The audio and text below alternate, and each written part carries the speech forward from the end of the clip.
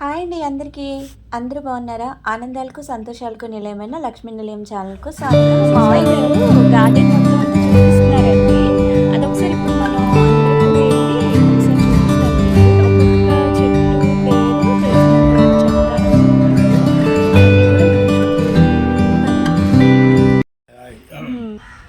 మావయ్య గారు మన గార్డెన్ చూపిద్దామా? అలాగే సరే చూపిస్తుంటా. పదండి. మొక్కలు చూపిస్తాను. అలాగే. అశోక చెట్టు. ఓకే, చూడండి ఇది అశోక చెట్టు అంట. మీకు అందరికి ఐడియా ఉండే ఉంటది. సీతమ్మ వారు కూర్చున్నారు కదా అశోక చెట్టు కింద శ్రీలంకలో. లంకలో ఆ చెట్టు ఇది. బాగా చూడండి.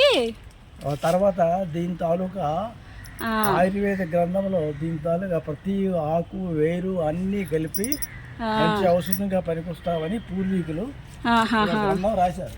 ఓకే, ఇది దానిమ్మ చెట్ట. ఆకులు రాలినట్టున్నాయి ఇప్పుడు. బత్తాయి చెట్టు. ఇది బత్తాయి చెట్టు. ఓకే, ఇది ఉసిరిక చెట్టు. ఇది ఉసిరిక చెట్టు. ఉసిరిక చెట్టు సీజన్ లో పారిజాతం. ఓకే, ఇది కూడా సీజన్ లో మంచి బాగా పూలు పూస్తుంటాయి, కానీ దీనికి ఎక్కువగా పురుగులు వస్తుంటాయి. అవునా? ఇది నేరేడు చెట్టు. దగ్గర దగ్గర 200 మీటర్లు పొడవు ఉంది.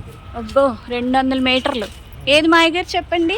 నేరేడు చెట్టు ఎన్ని మీటర్లు ఉంది? 150 మీటర్లు ఉంటుంది. అబ్బో, ఇవ్వండి పైన ఆకులు. ఇది నల్లేరా? నల్లేరు. ఇది కూడా ఔషధానికి పనికి వస్తుంది. మూల వ్యాధికి ఎక్కువ వాడుతుంటారు. ఓకే, పూర్వీకులు చెప్పింది. బాగుంది అది. నల్లేరు ఆకు చూసారా? వెరైటీగా ఉంది. వండుకుంటారు, పచ్చడి వండుకుంటారు. వాడరు. ఎక్కువ నోట్లో పెట్టుకుంటే ఎక్కువ నుసు వస్తుంది. ఇది నిమ్మ చెట్టు. నిమ్మ చెట్టు మీ అందరికి తెలిసిందే కదా, నిమ్మకాయ చెట్టు. ఇది గోరింటాకు. ఇదిగోండి గోరింటాకు. చాలా పెద్దగా ఎక్కువ ఆకులే ఉన్నాయి. ఫ్రెష్గా ఉంది గోరింటాకు. బస్ చెట్టు కదా మాయ గారు? చూపించాలి, అవును తెలుసు. ఇది క్రోటన్ టైప్. ఏదో ఒక అంటే ఫ్యాషన్ గా పెట్టుకోవడానికి. రామఫలం. అబ్బా, ఇదిగోండి చూడండి, ఇది రామఫలం అన్నమాట. దగ్గరగా చూపిస్తుంది. అవును, కాయలు ఉన్నాయి. కనిపిస్తుంది కదండి కాయలు. అదిగోండి. ఓకే మర్రి చెట్టు. ఓకే, ఆ తర్వాత ఇది రాయి చెట్టు. ఇది రావి చెట్టు. ఈ వావిలాకు స్త్రీలు గర్భిణీ సమయంలో రూపాయలకి దీని వాటర్లో వేడి చేసి కాపడం పెడతారు. వావిలాకు చాలా శ్రేష్టమైన ఆకు. ఈ పల్లెటూరులో అయితే పొలాల్లో గట్ల మీద అక్కడక్కడ దొరుకుతుంది. నీళ్ళు కూడా తెచ్చి నాటాను. ఏంటి మాయ గారు? ఇది సీతాఫలం చెట్టు. సీజన్ అయిపోయింది కాబట్టి అవును, మళ్ళీ వచ్చి దీనికి బాగా వస్తాయి. ఇగోండి సీతాఫలం చెట్లు. అగో పైన ఆకులన్నీ పైన కనిపిస్తున్నాయి. బాగా ఉన్నాయి. చూపించండి. అదే మామిడి చెట్టు పోతొచ్చింది. అదిగోండి. అరటి చెట్టు. ఏది? అరటి చెట్టు చూపించండి. అరటి చెట్టు. మా ఇంట్లో ఉన్న కరివేపాకు చెట్టు. అరటి చెట్టు దగ్గర 10 మీటర్లు పొడవు ఉంది చెట్టు. అబ్బో, కరివేపాకు చెట్టు చూడండి పొడుగుగా ఎంత బాగుందో. 10 మీటర్ల పొడవు ఉంది. పొడుగు. అదిగోండి 10 మీటర్ల పొడుగుంది కరివేపాకు చెట్టు. ఇస్తాను మీకు బాగా చూపిస్తాను. అదిగోండి, ఇదంతా కూడా ఫ్రెష్ ఆకు కరివేపాకు చెట్టు.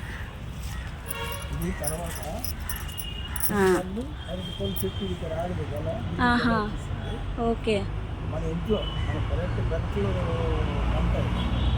మన పెరట్లో చెట్టు ఇది. అరటి చెట్టు. కొన్ని ఆకులు ఎండిపోయి ఉన్నాయి కానీ కొన్ని బాగున్నాయి కదండి. ఇగోండి ఆకులు చూసారా? ఇగో పెద్దగా ఫ్రెష్గా ఉన్నాయి ఇక్కడ. అదిగోండి కొన్ని ఇటువైపు, కొన్ని ఎండిపోయాయి. అరటి గెల కూడా వేసింది మాయ గారు. గెల కూడా చాలా పెద్దగా ఉంది. అరటికాయలు గెల.